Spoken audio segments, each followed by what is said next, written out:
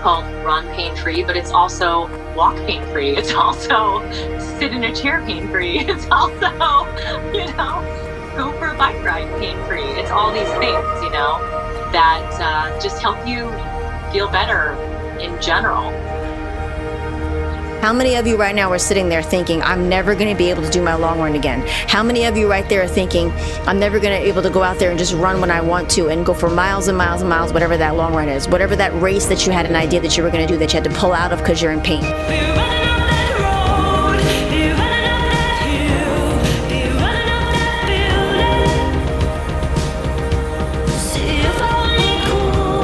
About to learn how to run pain-free and recover from a run injury without having to stop running.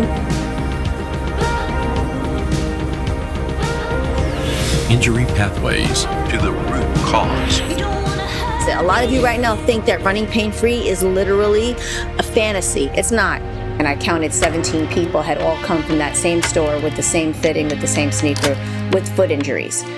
And so it made me start to dig into why that sneaker store was promoting that sneaker or pushing that sneaker, and then what was actually going on. And I asked for what education they have when someone comes in to get a running sneaker. And they said verbatim, if the person comes in, we put them on the treadmill. If their feet do this, we're told to get them a Brooks or a stability sneaker. And I said, really, Brooks? That's interesting. So I dug a little bit further and I found out that Brooks was paying the highest commission for sneakers sold out of that sneaker store. If supportive shoes are supposed to protect runners, why are more of us hurt than ever before? Hello, I am Jessica Marie Rose Leggio, and I am a sports biomechanics, athletic injury correction, and conditioning expert. The sneaker is injuring you. Yes, the vicious cycle. It really is a vicious health cycle. Random little pain. You go to your general practitioner. The general practitioner says, okay, go to PT. You have X amount of time at PT. You stay running, you go to PT. The pain isn't going away. You go back to the GP. The GP says, okay, go to an orthopedist now. You go to an orthopedist. The orthopedist says, okay, you definitely need to get into some stability sneakers. Now you go back to the GP, he sends you or she sends you to a podiatrist. You're definitely going to get orthotics here because you're a runner, so automatically you need stability sneakers and you need orthotics. That's it. So now you get a stability sneakers, now orthotics. Now you have doubled down on not letting your foot work at all. So now your entire chain is robbing Peter to pay Paul just to walk, let alone run. But you're gonna run. This is a real cycle that nobody puts together and ever goes back to running. Not one person. But this is why humans, I believe, well, you are made to run, but I believe every human should be running because it is the feedback to what's going on with your body, from your toes to your kidneys. I realized that my life's work wasn't about just healing myself, it was also about healing others.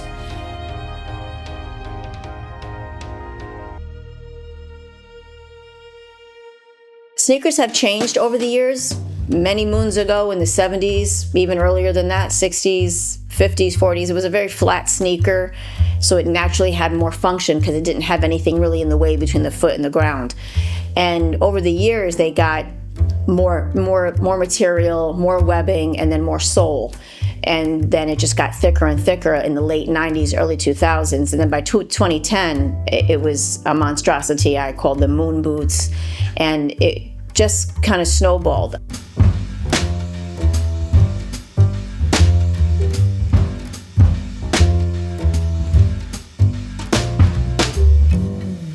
Carbon plate really changed because the carbon plate came in and made everybody believe that the sneaker itself is actually what's going to make you go faster, what's going to allow you to run a full marathon, that the sneaker was doing that, not this big beautiful body you got on top of the sneaker. Runners believe the sneaker, the carbon plate, makes them faster. The true answer for me is it's a following society. I believe it's cognitive bias is the best way to say that. It's like, that's not the case, but you're still going to go along with it. And I say that because most runners are injured. And that's when I started realizing, I don't know where a runner thinks they're going with no foot movement. And the sneaker disallows foot movement. And that's when it clicked for me, where it was like, if that foot can't move, your hip can't move, because your foot and your hip are synonymous in terms of movement. And the first sign you have an injury or an injury pattern happening is knee pain. Second to that would be shin splints, all of which is the loop from the ankle to the hip that's actually not letting the body expend the energy out of the foot. It's actually locking at the foot and shooting right back up to the hip. So it just keeps looping and it settles in the knee. And that also, I can save that information for later for how that actually starts to transition to the shin. I started running in 1976 when I was a freshman in high school. I know it's a long time ago. And I've just been running a lot since then, with competitive running and competitive triathlon, and really beat myself up. But it was fun. It was great. Those years were really good. But then it started catching up with me in the 90s, and I would have all these little injuries. I've had surgery. I've done lots of physical therapy, massage, tape, cushioned running shoes, the most cushioned that you could get, shots, rest, tape, every gadget I have, every hip mobility program I have. Just, if you're a runner that's been injured, you have all this stuff too, I know it. She could fix anything. And so I thought, what do I have to lose? I'll fill out the forms, send it to her. She texted me right back. We set up a Zoom together. And she told me, we got to know each other a little bit, and she said the very first session, I couldn't believe it, I'll never forget it. She said, I can tell what's wrong with you. What your issue is by just the way you're sitting. I hope I'm not sitting like that right now. She explained it, it made sense, and I'd never heard that, and none of my approaches to fixing it ever were anywhere near what all this stuff, what she was saying. And so I was like, let's go. And so we work out with each other every week. She gives me stuff to do. You have to be pretty committed. And there you go. Right now, it's just if I run and I have a little issue, something bugs me a teeny little bit, I'll text her about it, and she'll tell me what to do, and it fixes it right up. And it's surprising to me, like unbelievable. And I feel like I have my own little secret weapon in my pocket, and that is right there running with me. And really, I do. You're a runner right now, go grab your sneakers and let's check its mobility right now. Because if your sneaker doesn't have mobility, you don't either. First one up we're going to talk about is the Noble. Noble is a new sneaker brand. A lot of you might know it. They're trying to break into the running industry, so I wanted to use a brand new sneaker. So the number one thing you do, underneath the heel, underneath the toe, and press up. Where the sneaker breaks is what's moving on the sneaker. Whatever's not moving on the sneaker is also not moving on your foot. So I'm pressing up both sides. It has a classic snap. I call that a classic stability snap.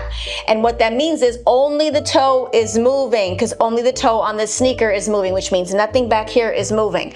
When someone tries to do a full foot function or a full roll through, you all are hearing it as a heel striker, but that's not the word. When you roll through your foot, if you roll through a foot in here, you're gonna bang, bang. You're going to have impact, which is why the term heel strike came into play, but it's because you actually can't roll through a sneaker like this. So this is Noble. That's a classic stability snap sneaker, no good. Next one up, our Alpha Flies, number one sneaker for Nike, number one selling sneaker for Nike. This is the carbon plate in it. Again, underneath your heel, underneath your toe, press up. Now, I want you to know that I am using my muscles to actually attempt to press this up. There is no movement in the sneaker, which means your foot is not moving at all. When your foot is not moving at all, you actually lose the ability to stabilize, which is the irony of wearing a stability sneaker. It takes away your own body's ability to stabilize, which is how people compound injuries and compound imbalances from sneakers like this. Now, our 2018 Nike Free Flyknit, number one of the Run Pain Free athlete, but top 5 seller for Nike. Take it underneath the toe, underneath the heel, Voila. That means full foot functioning is happening in this sneaker. There is nothing stopping this from rolling through underneath. There is no restriction in the sneaker. It is a sock, literally. So when your foot can move, now we have full kinetic chain action. Posterior, anterior chain for all of my lovely nerds out there who know what I'm talking about. This is what you want to have. You want to have the freedom of the movement of the sneaker. Again, I'm going to show you the extreme opposite. No movement. This is actually like cardboard back here. I put these suckers on. I was like, that's a blister waiting to happen. And also I was wobbling all over the place just trying to put them on my feet. Literally had no stabilization to put them on. Put this guy on, full foot function. Now my whole kinetic chain can operate, which means I have ankle mobility. I have ankle extension and flexion, which means I have push off. My calves get to drop, which means I have heel drop, which means I have heel extension. When you're in a sneaker that makes you go into your toe, you never drop your heel, so you never have calf extension. So when you go and you run in sneakers like this on a regular basis, and then you also live life in your running sneakers, then you go to sleep and you wake up in the morning, the first thing that hurts is putting your feet on the ground. Why? Because you've actually conditioned your Achilles and your calf, which is a part of your calf, to never extend. So when you go to stand up, basic standing up is heel extension. That's why standing hurts and you have foot pain. And then you want to call it plantar fasciitis. It's because of these. It's disallowing your ability to extend. This guy too. It locks up the whole foot. So now it's making you actually sit like this in the run. It takes you forward. When these first came out, I had a local elite in New York City have these on. Many people did. And I was making him do a squat. He could not put his weight in his heels to actually push back, which is a proper hip hinge. I made him take off the sneakers. Immediately he could hip hinge. The sneaker was disallowing basic function at his spine, which is spine extension. I don't know where any of you think you're going in this without pain. And then your argument would be, well, Iliud wears them. Faith wears them. Everybody wears them, right? They run 2 to 2.5 hour marathons. How long are you running a marathon for?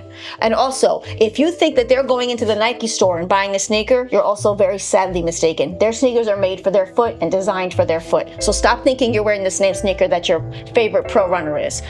Nike Free Flyknit, 2018. This is the one that's gonna let your body actually move. First things first, how does the sneaker fit? We are not 5. Our feet are not growing anymore, so we need our sneakers to fit us. Those of you out there who believe that running requires you to have a black toe or busted toenails, that's all a myth. In the Nike Free, we want our toe to meet right at the tip. There is no restriction. This is a sock. This is the Nike Free Flyknit. There's no restriction. I have curled up all of my toes. Look, there's no space. That's because my toes have the ability to curl right up underneath. Now I relax them. I have full ability of controlling the sneaker. So that's the first thing. Make sure the sneaker actually fits your feet, okay? Next, toe flexion. Toe flexion. A lot of people do not have toe flexion because stability sneakers don't let you, and they make you actually do this. So this is how you're hitting. I can't tell you how many runners I get who, when I have them do a movement that requires them to pitch their toe, this is a toe pitch, which is toe flexion, they do this on the top of their toes, literally like a point dancer, a ballerina, because they've lost this from running in a stability sneaker. What else is toe flexion? Push off. I don't know where you think you're going if you don't have toe flexion in order to drop your heel, calf extension, heel extension, to get ankle extension. Ankle extension is when you point. Pointing is from the calf. So if you don't have that ability to have toe flexion to come through it and push off, you're not going to get use of your foot. So let's talk about roll through now, full foot function.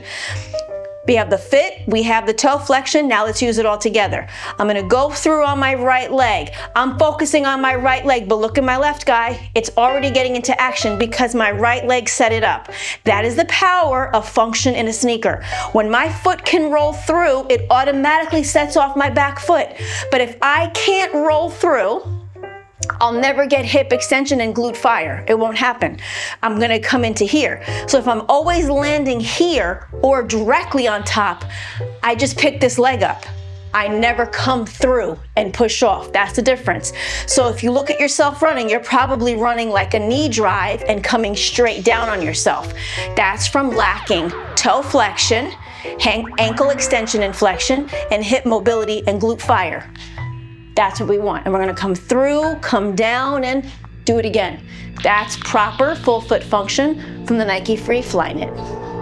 The 80,000 hour question. At age 3, I was born with an umbilical hernia, and it was protruding outside, so my intestines were coming through my abdominal wall. And so back in the 70s, you weren't allowed to, they didn't do surgery on that until you were 5. I wound up having surgery at 3 because it was so big. But I have a picture of me dancing on a table naked with this protruding hernia outside, and that really does encompass how I've approached my health from childhood. I wound up with an ulcer at the age 11, and again, I never was like, oh, I'm so sad about this, oh, woe is me. I was just like, okay, great, let's fix it.